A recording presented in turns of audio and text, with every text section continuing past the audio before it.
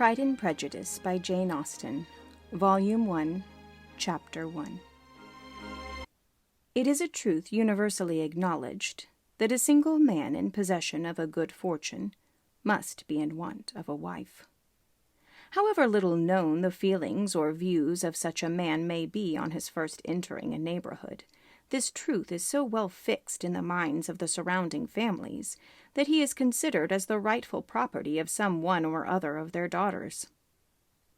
"My dear Mr. Bennet," said his lady to him one day, "have you heard that Netherfield Park is let at last?"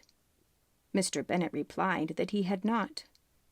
"But it is," returned she, "for Mrs. Long has just been there, and she told me all about it." Mr. Bennet made no answer. "Do not you want to know who has taken it?" cried his wife impatiently. "You want to tell me, and I have no objection to hearing it." This was invitation enough.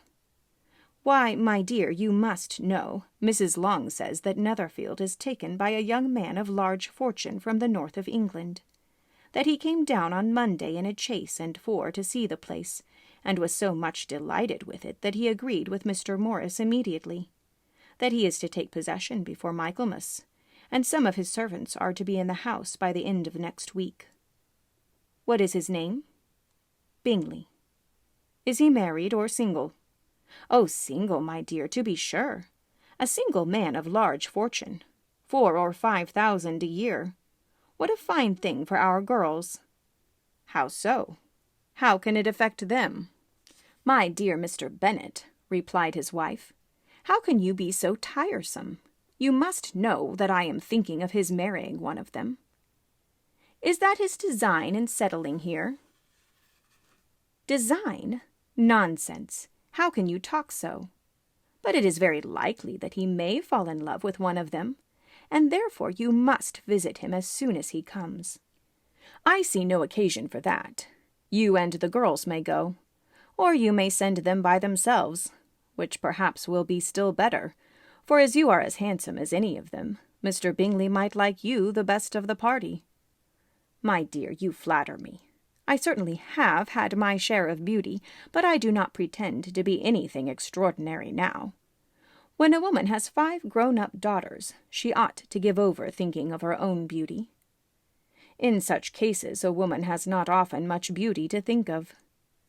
But, my dear, you must indeed go and see Mr. Bingley when he comes into the neighborhood. It is more than I engage for, I assure you. But consider your daughters. Only think what an establishment it would be for one of them.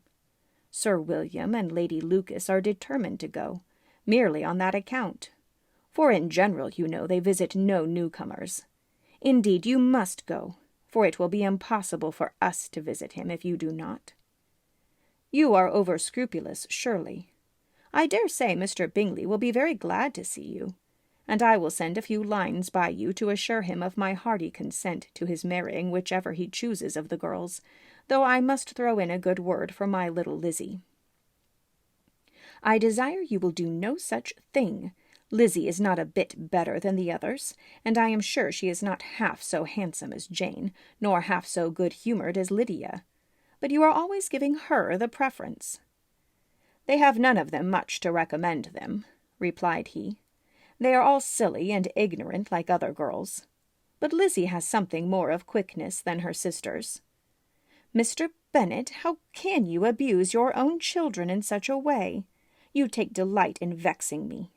You have no compassion on my poor nerves." "You mistake me, my dear. I have a high respect for your nerves. They are my old friends.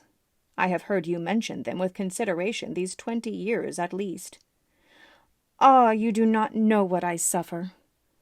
But I hope you will get over it and live to see many young men of 4,000 a year come into the neighborhood. It will be no use to us if 20 such should come, since you will not visit them. Depend upon it, my dear, that when there are 20, I will visit them all." Mr. Bennet was so odd a mixture of quick parts, sarcastic humour, reserve, and caprice, that the experience of 23 years had been insufficient to make his wife understand his character. Her mind was less difficult to develop. She was a woman of mean understanding, little information, and uncertain temper. When she was discontented, she fancied herself nervous. The business of her life was to get her daughters married. Its solace was visiting and news.